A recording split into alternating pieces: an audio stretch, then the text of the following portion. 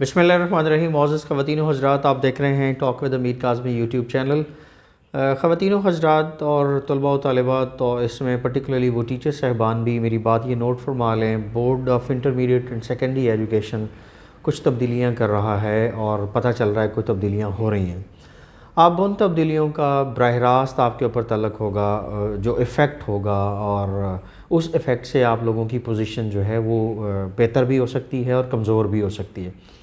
अब आपने ये देखना है कि आपने किया क्या। अब आगे चलें। नेक्स्ट पहला स्टेप ये था कि उन्होंने अपने मार्क्स की डिवीजन्स को या उसके परसेंटेज को या उस परसेंटाइल को या उस बैरियर को उन्होंने चेंज कर दिया। अब क्या है, जो मिनिमम था वो आपके पास 33% था। अब नॉर्मली रिज़ल्ट कार्ड्स के ऊपर आप देखते भी होंगे 33% के साथ वो लोग कुछ पास हो जाते थे, लेकिन अब नहीं होंगे। दूसरी बात ये है, जो मुतअद्दिद लोगों के ऊपर ये होता है कि वो पता नहीं हमारा कैसा पेपर होगा, किस तरह होगा, स्कीम ऑफ स्टडीज़ के हवाले से। स्कीम ऑफ स्टडीज़ में पर्टिकुलरली मैं ख़ुद रिसर्च कर चुका हूँ, पूछ चुका हूँ, बोर्ड ऐसी स्कीम ऑफ स्टडीज़ नहीं बनाता।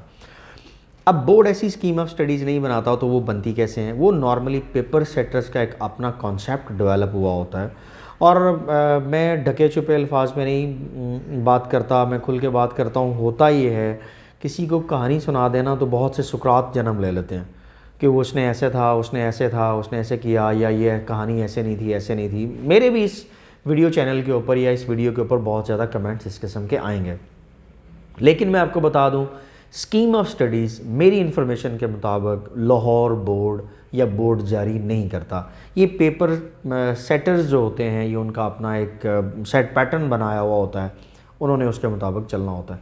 और दूसरी बात, यहाँ मुझे भी थ्रेट कॉल्स आती हैं, मुझे पता है कहाँ कहाँ से थ्रेट कॉल्स आती हैं। हेड्स होने की हैसियत से आप अगर बोर्ड की पॉलिसी के ऊपर फॉलो कराते हैं ना, तो आपको बच्चा जितनी मर्जी थ्रेट कॉल्स देता रहे। आपका क्या ख्याल है, मेरा मोबाइल फ़ोन अभी भी कैसे ऐसे स्क्रीन शॉट से भरा हुआ होगा, ऐसी ऐसी वर्ड्स भरे हुए होंगे, ऐसे ऐसे वॉइस नोट्स मेरे पास होंगे।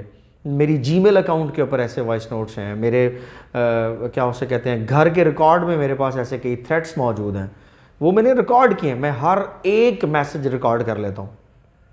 और इस चैनल के ऊपर मैं आपको तमाम हेड्स को जो मुझे जानते हैं, मैं ये बात क्लियरली कह दूं, इन थ्रेट्स से डरा ना करें।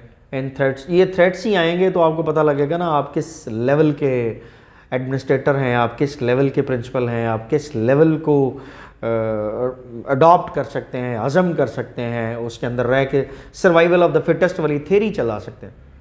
सो अपना पेपर सेट कराएं, अपने स्टूडेंट्स को कॉन्सेप्चुअल पेपर्स की तरफ लेके, कॉन्सेप्चुअल क्वेश्चंस की तरफ लेके आएँ।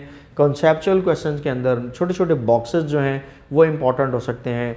टॉपिक को घुमा के जिस तरह सवाल और जवाब लिया जाता है वो इम्पॉर्टेंट हो सकता है। फिर और भी बहुत सी चीज़ें हैं जो इस छोटी सी वीडियो के अंदर नहीं बता जा सकती। आप देखें, आपने उनके रिकैपिचुलेशन करनी है, आप उन्हें रिकैपिचुलेट करें, पढ़ाएं। पहला पढ़ाया, गैप दें, फिर पढ़ाएं, फिर उनका टेस्ट लें, फिर गैप दें, फिर पढ़ाएं। ऐसी थेरीज़, ये जो मैं बात कर रहा हूँ, ये आपको इंटरनेशनल थेरीज़ मिलती हैं। बच्चों को जहाँ थोड़ी देर के लिए पढ़ाया जाता है, फिर उन्हें आराम के लिए भेज दिया जाता है, फिर उन्हें पढ़ाया जाता है, फिर उन्हें आराम के लिए भेज दिया जाता है। इससे इंटरमीडिएट अगर जब कार्रवाई करेंगे तो आपके पास मैक्सिमम नंबर लेने की सलाहियत मौजूद होगी, या आपके अंदर मैक्सिमम सलाहियत जो है वो उजागर हो जाएगी।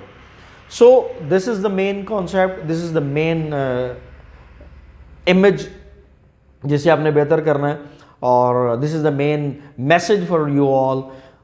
तमाम टीचर्स, तमाम प्रिंसिपल साहिबान, तमाम मेरे जानने वाले, मेरे तलबा और तालिबात जो जहाँ जहाँ जिस जिस लेवल पे हैं, कॉन्सेप्चुअल क्वेश्चंस की तरफ आ जाएं जल्द अज जल्द।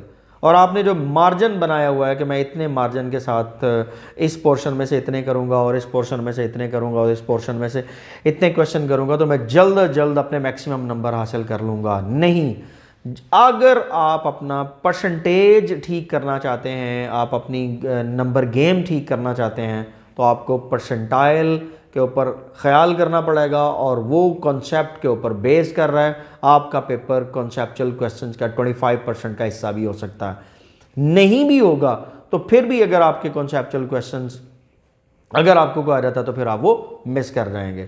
Thank you very much. मैंने कोशिश की है उन तीनों सवालात का जवाब देने की जो मुझसे पूछे गए थे।